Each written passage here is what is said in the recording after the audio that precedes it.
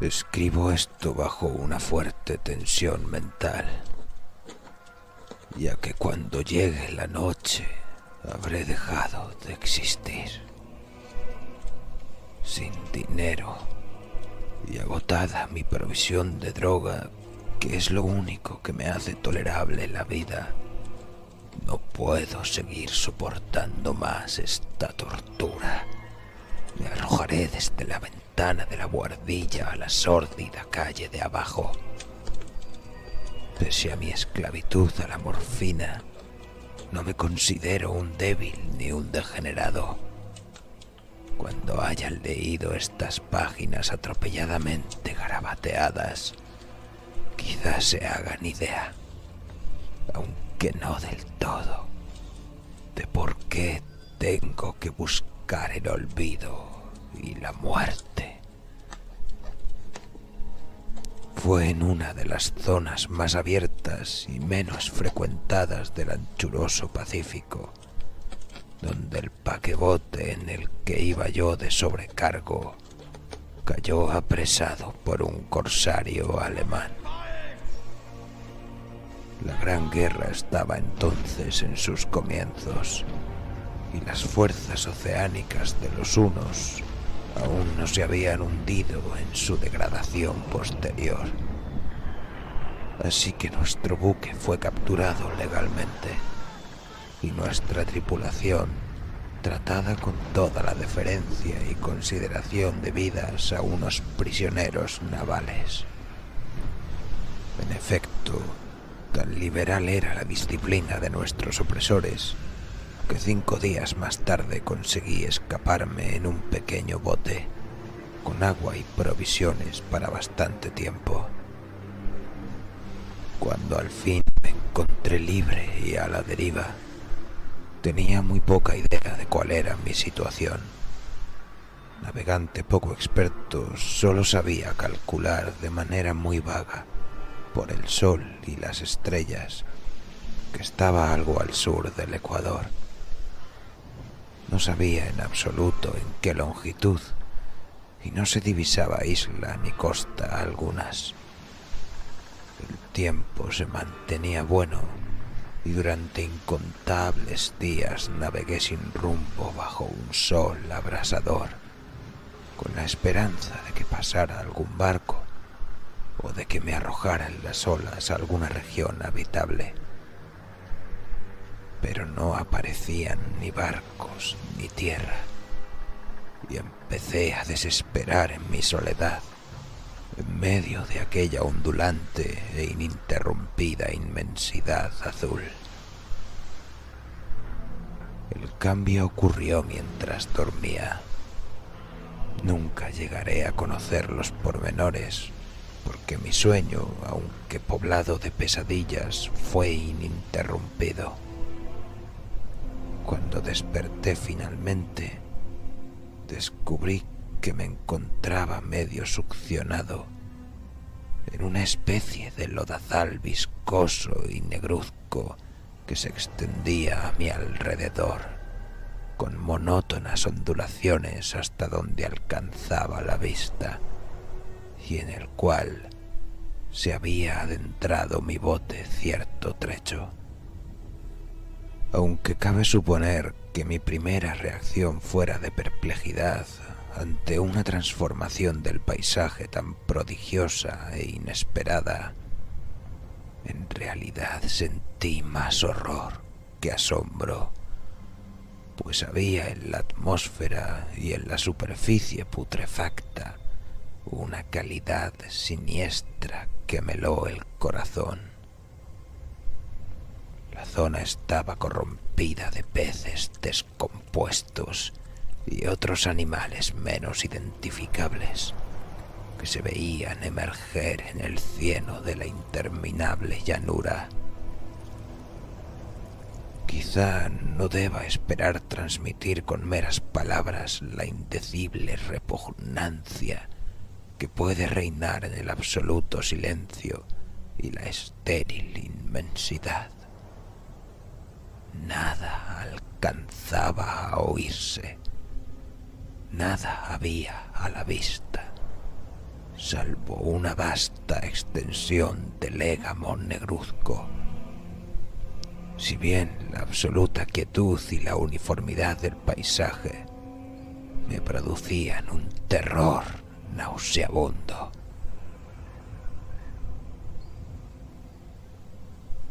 El sol ardía en un cielo que me parecía casi negro por la cruel ausencia de nubes. Era como si reflejase la ciénaga tenebrosa que tenía bajo mis pies.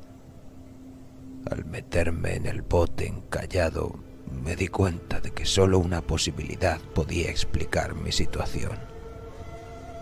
Merced a una conmoción volcánica, el fondo del océano había emergido a la superficie, sacando a la luz regiones que durante millones de años habían estado ocultas bajo insondables profundidades de agua.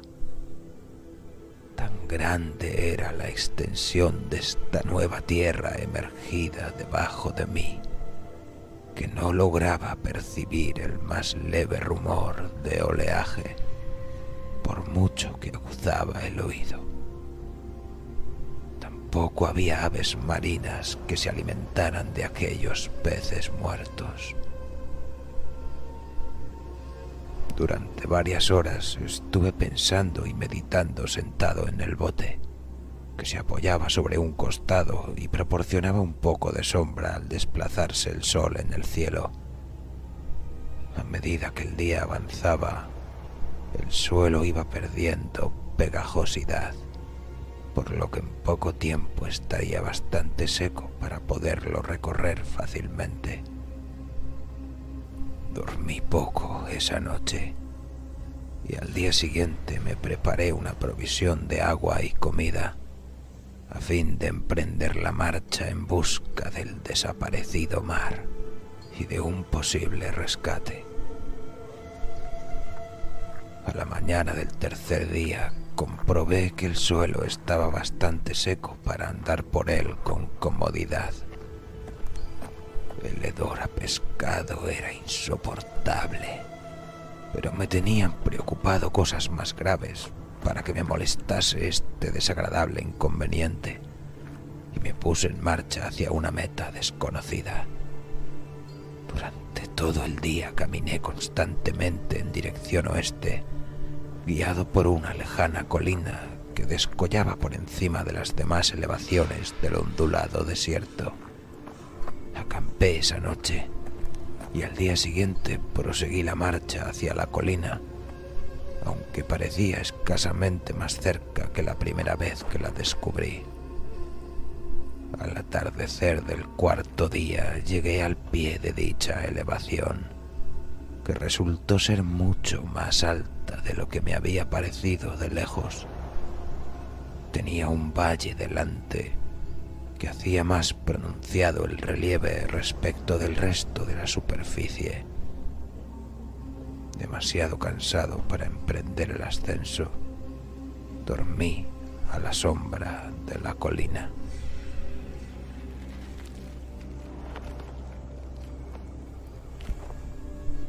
No sé por qué mis sueños fueron extravagantes esa noche, pero antes que la luna menguante, fantásticamente gibosa, hubiese subido muy alto por el este de la llanura, me desperté cubierto de un sudor frío, decidido a no dormir más.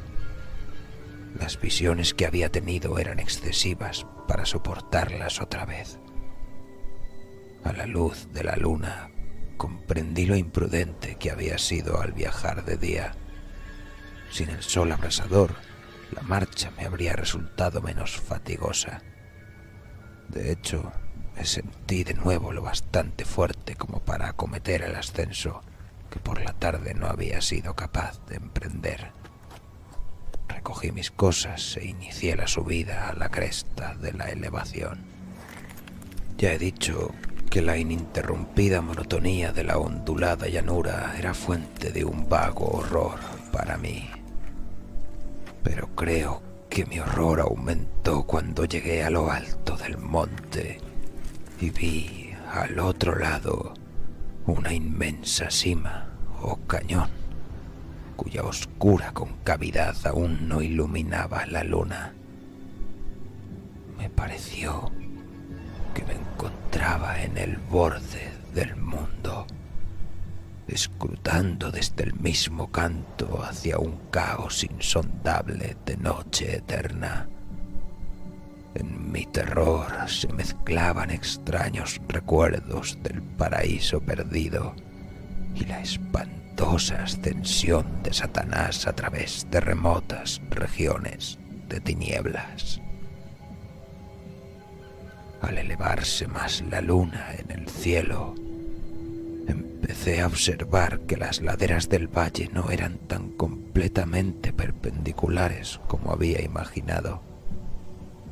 La roca formaba cornisas y salientes que proporcionaban apoyos relativamente cómodos para el descenso, y a partir de unos centenares de pies, el declive se hacía más gradual.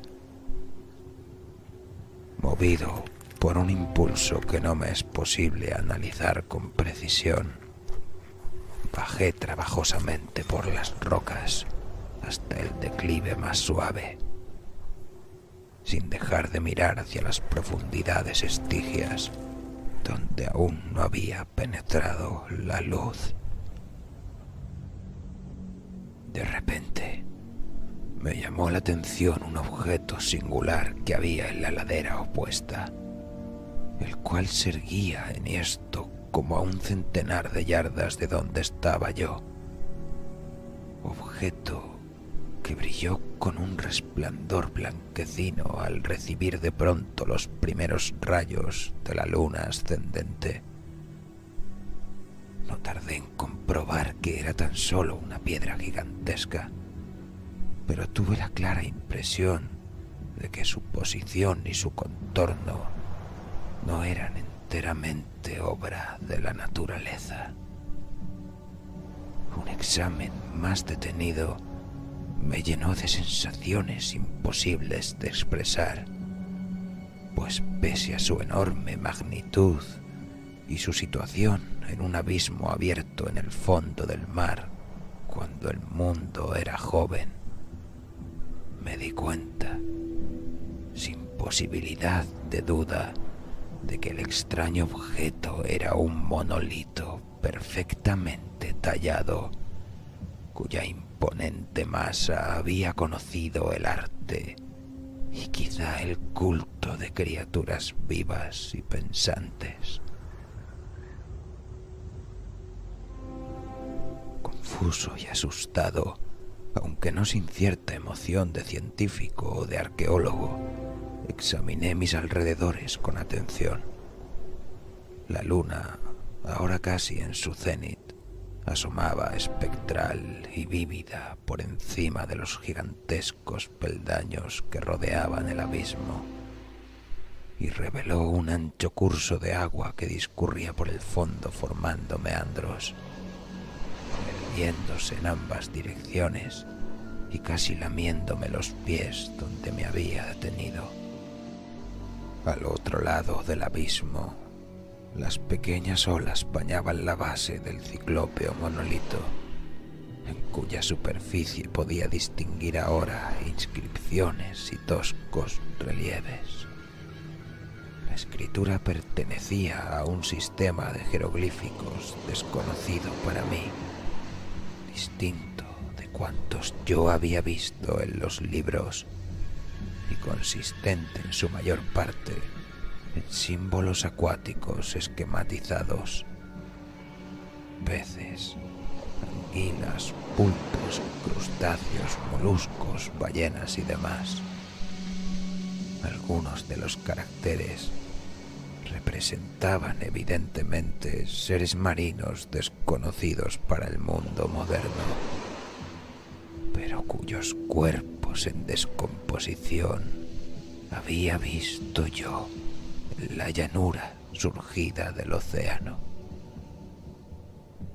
Sin embargo, fueron los relieves los que más me fascinaron. claramente visibles al otro lado del curso de agua a causa de sus enormes proporciones. Había una serie de bajorrelieves cuyos temas habrían despertado la envidia de un doré.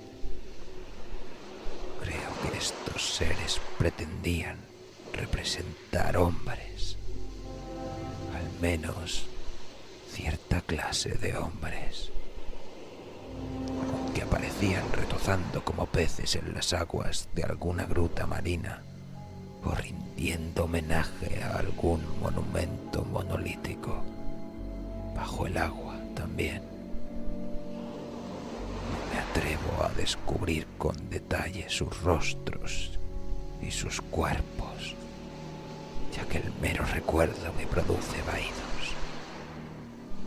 más grotescos de lo que podría concebir la imaginación de un Poe o de un Walber. Eran detestablemente humanos en general, a pesar de sus manos y pies palmeados, sus labios espantosamente anchos y flácidos, sus ojos abultados y vidriosos y demás rasgos de recuerdo menos agradable. Curiosamente, parecían cincelados sin la debida proporción con los escenarios que servían de fondo, ya que uno de los seres estaba en actitud de matar una ballena de tamaño ligeramente mayor que él. Observé, como digo, sus formas grotescas y sus extrañas dimensiones, pero un momento después decidí que se trataba de dioses imaginarios de alguna tribu pescadora o marinera, de una tribu cuyos últimos descendientes debieron de perecer antes que naciera el primer antepasado del hombre de Piltdown o de Neandertal. Aterrado ante esta visión inesperada y fugaz de un pasado que rebasaba la concepción del más atrevido antropólogo, me quedé pensativo, mientras la luna bañaba con misterioso resplandor el silencioso canal que tenía ante mí. Entonces, de repente lo vi. Tras una leve agitación que delataba su ascensión a la superficie, la entidad surgió a la vista sobre las aguas oscuras. Inmenso, repugnante, aquella especie de Polifemo saltó hacia el monolito como un monstruo formidable y pesadillesco, y lo rodeó con sus brazos enormes y escamosos, al tiempo que inclinaba la cabeza y profería ciertos gritos acompasados. Creo que enloquecí entonces. No recuerdo muy bien los detalles de mi frenética subida por la ladera y el acantilado, ni de mi delirante regreso al bote varado. Creo que canté mucho y que reí insensatamente cuando no podía cantar. Tengo el vago recuerdo de una tormenta poco después de llegar al bote. En todo caso, sé que oí el estampido de los truenos y demás ruidos que la naturaleza profiere en sus momentos de mayor irritación.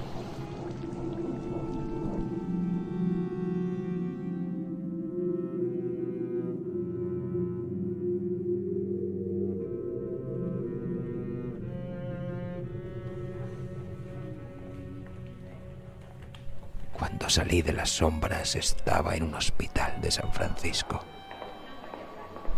Me había llevado allí el capitán del barco norteamericano que había recogido mi bote en medio del océano. Hablé de muchas cosas en mis delirios, pero averigüé que nadie había hecho caso de las palabras. Los que me habían rescatado no sabían nada sobre la aparición de una zona de fondo oceánico en medio del Pacífico, y no juzgué necesario insistir en algo que sabía que no iban a creer.